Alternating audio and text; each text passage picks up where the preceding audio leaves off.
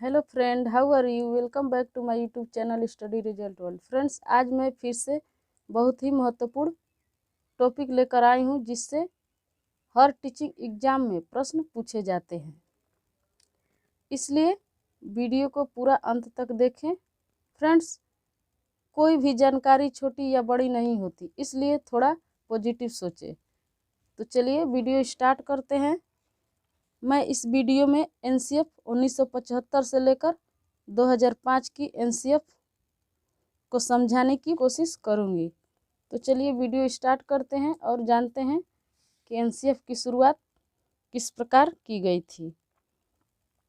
तो भारत में एनसीएफ की शुरुआत, फ्रेंड्स, सबसे पहले जानते हैं कि एनसीएफ का फुल फॉर्म होता क्या है। National curriculum framework. Friend, NCF का फुल फॉर्म होता है नेशनल करिकुलम फ्रेमवर्क। पहला एनसीएफ 1975 में आया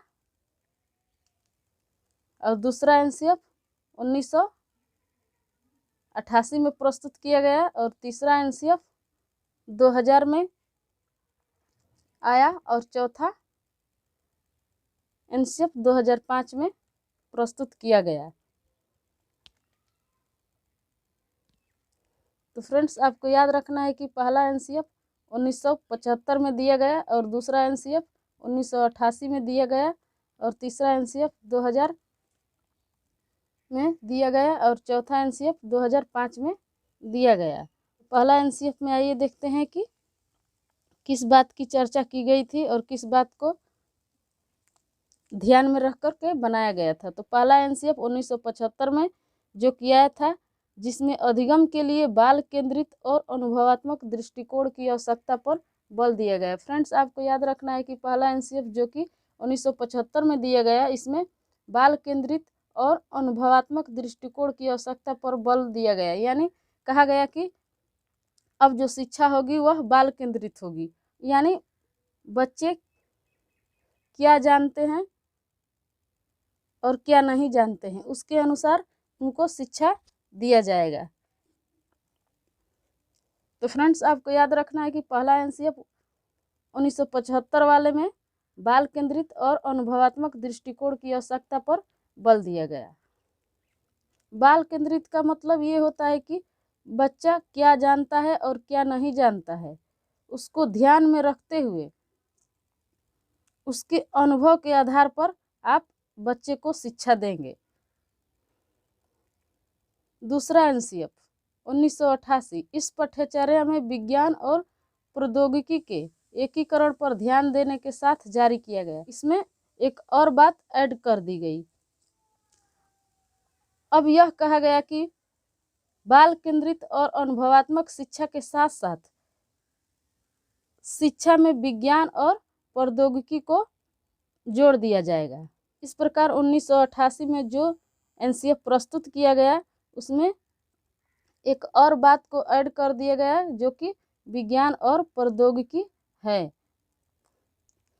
तीसरा एनसीएफ 2000, तीसरा एनसीएफ जो कि 2000 में दिया गया, इसमें समावेशी शिक्षा के महत्व और समानता और सामाजिक न्याय की समस्याओं को संबोधित करने की आवश्यकता पर बल दिया गया। तीसरा एनसीएफ 2000 में कहा गया कि अब जो शिक्षा दिया जाएगा वह समावेशी शिक्षा के अंतर्गत शिक्षा दिया जाएगा।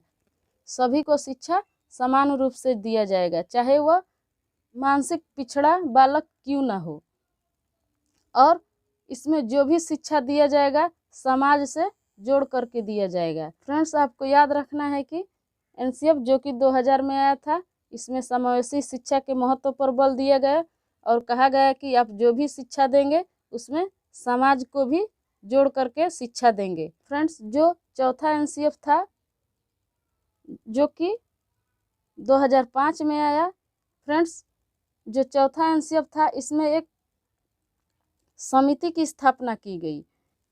इस समिति के जो मुख्य चेयरमैन थे वह यशपाल थे, इसलिए इस समिति को यशपाल समिति के रूप में भी जाना जाता है। एनसीएफ 2005 के चेयरमैन यशपाल थे। उन्होंने 21 फोकस ग्रुप की स्थापना किया, जिसमें भाषा विज्ञान, सामाजिक विज्ञान आदि पर ध्यान दिया गया। इसमें 35 मेंबर थे। फ्रेंड्स, आपको याद रखना है कि जो एनसीएफ 2005 दिया गया उसमें 21 फोकस ग्रुप की स्थापना किया गया और इसमें 35 मेंबर थे। एनसीएफ 2005 को 22 भाषाओं में अनुवादित किया गया। फ्रेंड्स, ये आपको याद रखना है कि एनसीएफ 2005 को 22 भाषाओं में अनुवादित किया गया। एनसीएफ 17 राज्यों में पाठ्यक्रम को प्रभावित किया, यानी जो एनसीएफ 2005 दिया गया वह 17 राज्यों में पाठ्यक्रम को प्रभावित किया। एनसीएफ 2005 का सिद्धांत।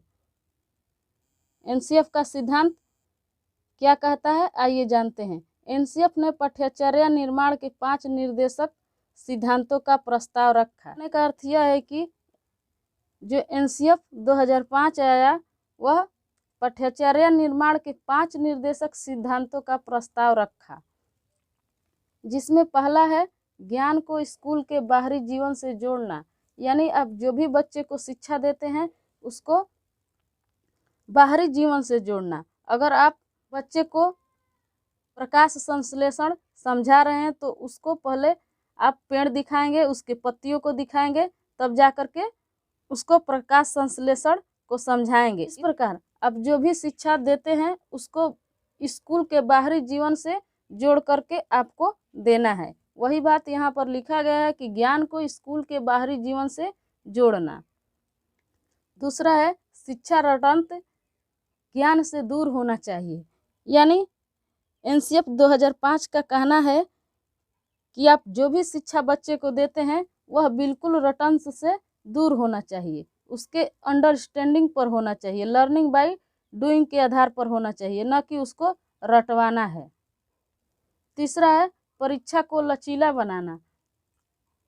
एनसीएफ 2005 का सिद्धांत है कि परीक्षा को फ्लेक्सिबल बनाया जाए।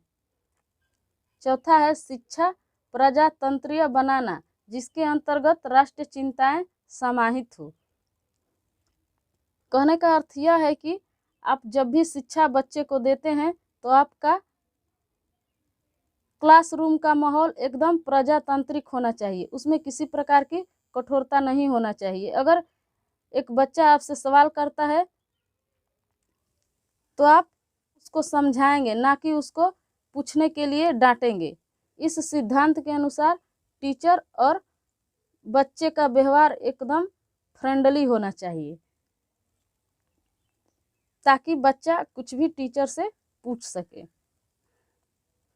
पांचवा है पाठ्यचर्या का विकास इस प्रकार हो कि बालकों की सर्वांगीण विकास का अवसर उपलब्ध करवाए। सर्वांगीण विकास का अर्थ ये होता है कि बच्चे की मानसिक विकास, भावात्मक विकास और सामाजिक विकास संभव हो।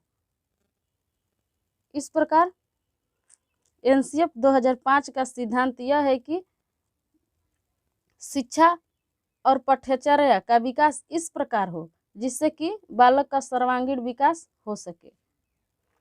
फ्रेंड्स, अगर वीडियो अच्छा लगे तो शेयर कर दीजिए और चैनल को सब्सक्राइब कर दीजिए।